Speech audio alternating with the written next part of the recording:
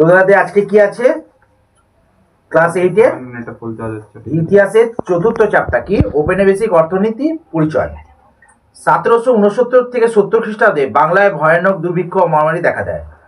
বলা হয় না 1776 সালে মন্বন্তর বলা হয়, বাংলায় যে দুর্ভিক্ষ দেখা দিয়েছিল সেটা।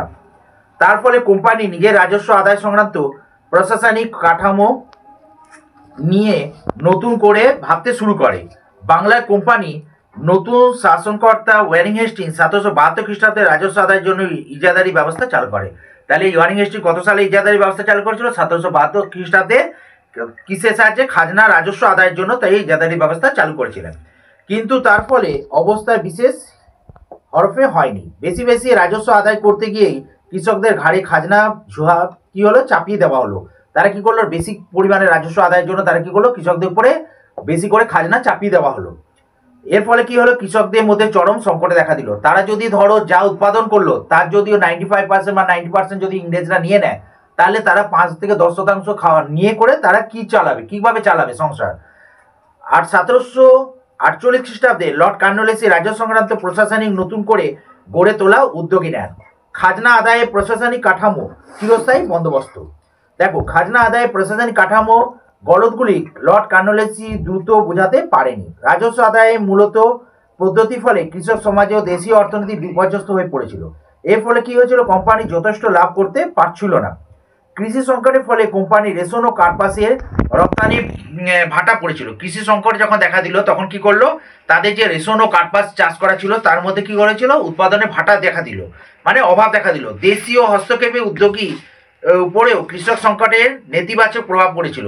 আর দেশীয় যে শিল্পগুলো ছিল সেগুলোকে উপরে কি হয়েছিল? কৃষক সংকটে নেতিবাচক প্রভাব ছিল, যে কৃষকদের যে অভাব দেখা দিয়েছিল, কারণ ইংরেজরা বেশি অংশ তারা নিয়ে নিত।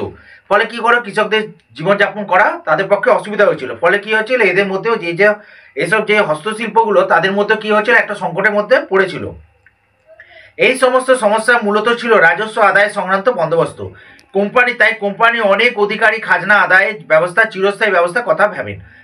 কোম্পানি কি ভাবলো, এবার কৃষকরা তো দিতে পারছে না, তাহলে কি করে তাদের থেকে আদায় করা যায়? সেই জন্য তারা একটা নতুন নিয়ম চালু করেছিল, সেটা হচ্ছে চিরস্থায়ী বন্দোবস্ত নামে পরিচিত। 1793 খ্রিস্টাব্দে বাংলায় রাজস্ব আদায় ক্ষেত্রে চিরস্থায়ী বন্দোবস্ত চালু হয়। তাহলে চিরস্থায়ী বন্দোবস্ত চালু হয়েছিল 1793 খ্রিস্টাব্দে। বাংলায় রাজস্ব আদায়ের জন্য ইংরেজরা যে নিয়ম চালু করেছিল সেটাকে বলা হয় চিরস্থায়ী বন্দোবস্ত। মনে করা হয়েছিল যে এর ফলে রাজস্ব সংক্রান্ত হিসাবে গরমিল হবে না।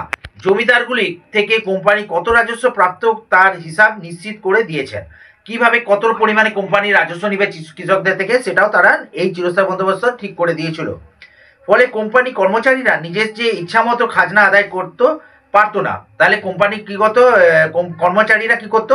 যে ইচ্ছা করলে কৃষকদের থেকে 100 ভাগে 90 ভাগ নিয়ে নেবো, এটাও পারে না।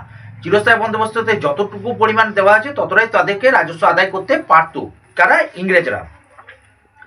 কোম্পানি আশা করেছিলেন জমিদাররা নিজেদের লাভের হার বাড়িয়ে নেবার জন্য জমির বেশি অর্থ বিনিয়োগ করবে। কোম্পানি আশা করেছিল কি হচ্ছে? জমিদাররা নিজেদের লাভের হারটা বাড়িয়ে নেবার জন্য জমিতে বেশি অর্থ বিনিয়োগ করবে, তারা বেশি পরিমাণ টাকা ওর মধ্যে বিনিয়োগ করতে থাকবে। ফলে তারা চিরস্থায়ী বন্দোবস্ত জমি রাজস্ব উঁচু হারে হিসাব করা হয়েছে। রাজস্ব আদায় করা হবে কার কাছ থেকে তা নিয়ে নীতি নির্ধারণ করতে গিয়েও কোম্পানির সমস্যা পড়েছিল। রাজস্ব আদায় করা যাবে যে কার মাধ্যমে কার কাছ থেকে কত পরিমাণে নেবে সেটা নিয়ে কী করেছিল? কোম্পানি কর্মচারীরা কী করেছিল? সমস্যার মধ্যে পড়েছিল। নবাবী আমলে জমিদারদের থেকে অর্থ আদায় করা নবাবী আমলে কী করতো? নবাবরা কী করতো? জমিদার থেকে রাজস্ব আদায় করতেন। কারা? নবাব, মানে সম্রাট, নাকি তখন যে সম্রাট ছিলেন। জমিদাররা চাষিদের থেকে খাজনা আদায় করত। সেই পদ্ধতিতে কোম্পানি শাসনে বিপর্যস্ত হয়ে পড়ে। সে কি হলো? জমিদাররা কি করলো? কৃষকদের থেকে কি করলো? খাজনা আদায় করলো। হয়েছে? জমিদাররা যারা